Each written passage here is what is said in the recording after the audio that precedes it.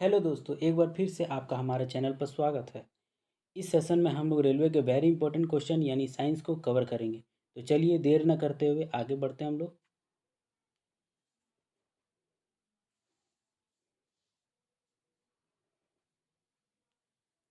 पहला क्वेश्चन है, electric circuit में धारा नियंत्रक का प्रयोग प्रायः किसको परिवर्तित करने के लिए किया जाता है? दोस्तों, धारा नियंत्रक यानी इसको इंग्लिश में हम लोग रियोस्टेट के नाम से भी जाना जाता है।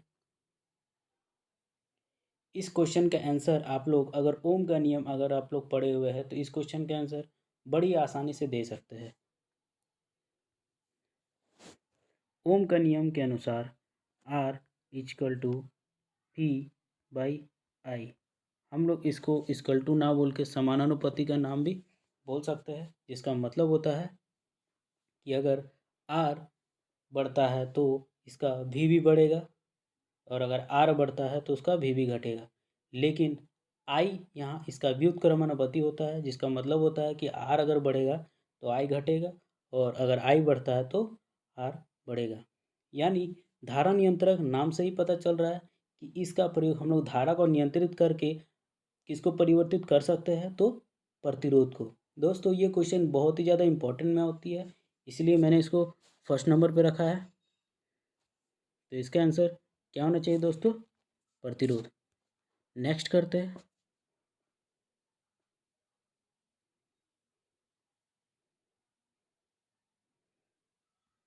कार्तीय अंग का संबंध किससे है? देखिए दोस्तों, अंग का यहाँ बात आ गया, यानी कि ये हमारा एक बॉडी पार्ट्स का नेम है जो हमारे कानों में मौजूद होता है, इसलिए इसका आंसर क्या होना चाहिए दोस्तों? तो ऑप्शन नंबर ए यानी शून्य। नेक्स्ट करते हैं।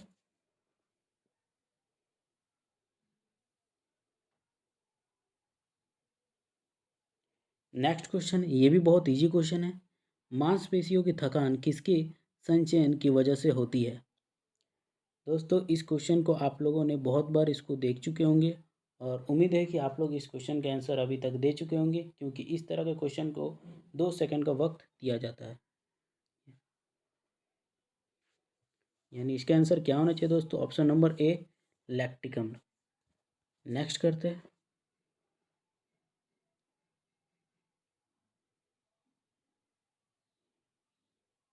ये भी क्वेश्चन बहुत बार आप लोगों ने देख चुके होंगे।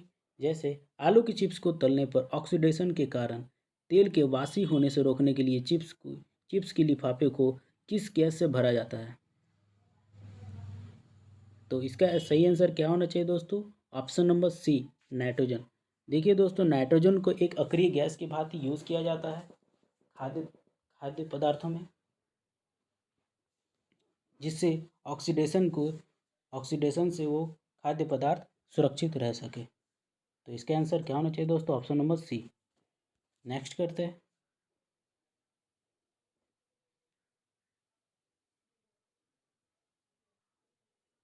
दोस्तों, ये क्वेश्चन मोस्ट इम्पॉर्टेंट में आता है। सड़कों गलियों को प्रकाशमय करने के लिए लगाए गए लैंपों को जोड़ा जाता है। विद्युत कनेक्शन दो ही क्रम में होता है, एक होता है श्रेणी क्रम और दूसरा होता है समांतर क्रम। श्रेणी क्रम वो क्रम होता है जिसमें एक तार पे हम लोग कई सारे बल्ब को जोड़ देते हैं, जिससे अगर एक तार वो तार अगर कोई कारण से अगर ख़राब हो गया तो उसमें कनेक्शन हुए सारे बल्ब जलेगा नहीं। लेकिन समांतर क्रम में अलग अलग तारों में अलग अलग बल्ब को जोड़ के हम लोग उस क्रम में सजाते हैं।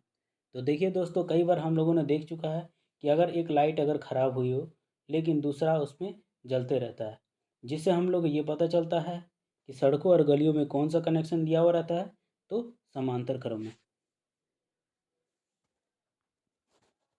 नेक्स्ट करते हैं।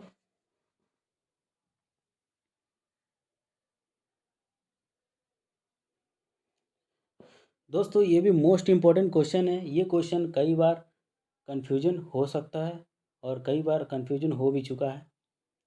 तो यदि किसी लवण का पीएच मान 0 है तो वो कौन से लवण है? देखिए दोस्तों, इस क्वेश्चन को हम लोग का लवण बोल के कन्फ्यूजन कर सकता है, लेकिन हम लोगों को पीएच मान को देख के ही चलना है। क्योंकि अगर पीएच मान का वैल्यू जितना कम होता है उसका अम्लता उतना बढ़ता है। और यहाँ पर हमारा पीएच वैल्यू कितना है, तो 0 यानी 0 है।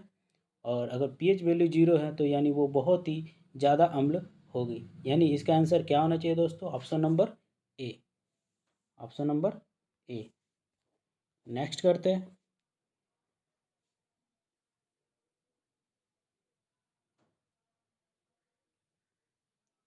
आधुनिक आवर्त सारणी में इलेक्ट्रॉनिक विन्यास 281 वाले तत्व को कहाँ रखा जाता है। देखिए दोस्तों, रेलवे से रिलेटेड पीरियडिक टेबल के क्वेश्चन 1 से 2 गारंटी के साथ आते ही है।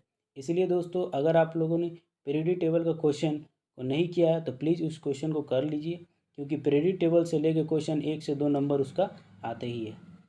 जैसे कि यहाँ एक क्वेश्चन दिया गया है, तो इसका सही आंसर क्या होना चाहिए दोस्तों, समूह जिसको हम लोग वर्ग नाम से भी बोलते हैं, ग्रुप्स। यानी इसका आंसर क्या होना चाहिए दोस्तों, option number D, option number D. 281 ये कौन से तत्व का इलेक्ट्रॉनिक विन्यास है, तो ये सोडियम। नेक्स्ट करते हैं।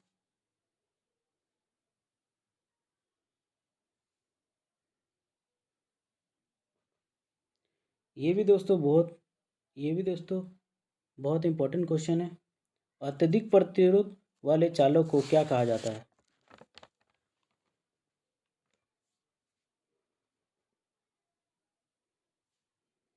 अत्यधिक प्रतिरोध वाले चालक को क्या कहा जाता है। तो देखिए दोस्तों, प्रतिरोध जितना ज़्यादा होगा आवेश उतने ही कठिनाई से उसमें पार होगी। इसीलिए इसका आंसर क्या होना चाहिए दोस्तों, ऑप्शन नंबर सी, यानी प्रतिरोधक। क्या होना चाहिए दोस्तों आंसर इसका, प्रतिरोधक। नेक्स्ट करते हैं।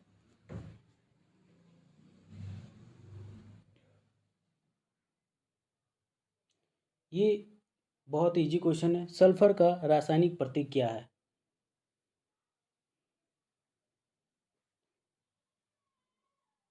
सल्फर का रासायनिक प्रतीक क्या है दोस्तों, तो ऑप्शन नंबर डी। नेक्स्ट करते हैं।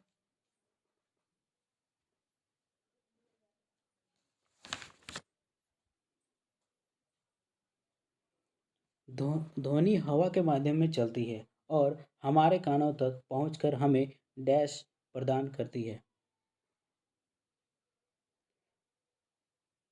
इसका आंसर क्या होना चाहिए दोस्तों, ध्वनि की संवेदना।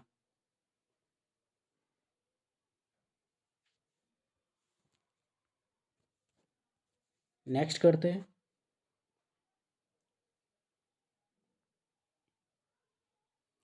ये भी बहुत इजी क्वेश्चन है। विद्युत आवेश का एसआई मात्रक क्या है। तो विद्युत आवेश का एसआई मात्रक क्या है, कूलॉम। नेक्स्ट करते हैं।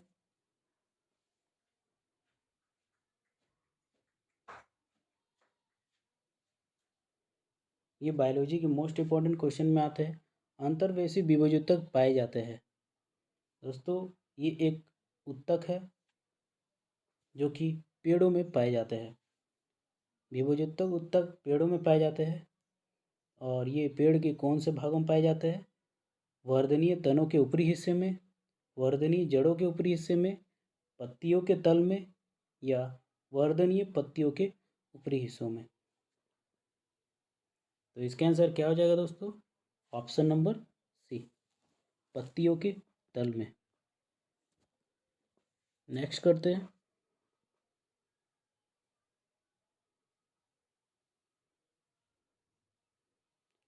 पादप कोशिका भित्ति किससे बनी होती है।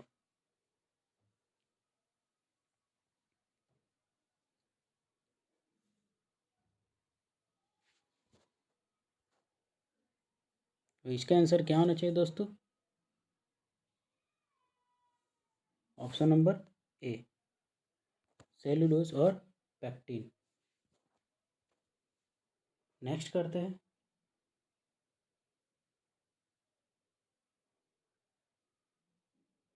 डैश सबसे अधिकतम तन्य धातु है। दोस्तों, ये भी बहुत इजी क्वेश्चन है।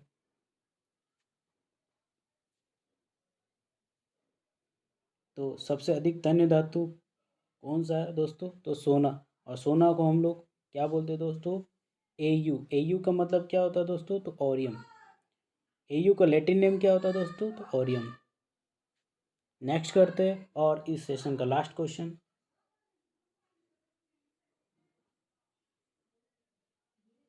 दोस्तों ये क्वेश्चन बहुत ज़्यादा इंपॉर्टेंट में होती है। जंगरोधी इस्पात, जिसको हम लोग स्टेनलेस स्टील कहते हैं, में निम्न में से कौन सा तत्व उपस्थित नहीं है? दोस्तों स्टेनलेस स्टील में बनाने के लिए कौन कौन सा तत्व का इस्तेमाल किया जाता है? अगर ये आप लोगों को पता है तो इसका आंसर बहुत ही आसानी से आप लोग दे देंगे। Fe, जिसका अर्थ मतलब होता है लोहा। W यानी टंगस्टन। Cr यानी क्रोमियम। Ni मतलब निकेल। तो देर ना करते हुए इस क्वेश्चन का आंसर हम लोग करते हैं। तो इसका सही आंसर होना चाहिए टंगस्टन। दोस्तों स्टेनलेस स्टील में क्या क्या इस्तेमाल किया जाता है? लोहा, क्रोमियम और निकेल। अगर आप लोगों को इस तरह का वीडियो और भी चाहिए तो प्लीज़ कमेंट सेक्शन में कमेंट करें और चैनल को सब्सक्राइब और शेयर ज़रूर करें।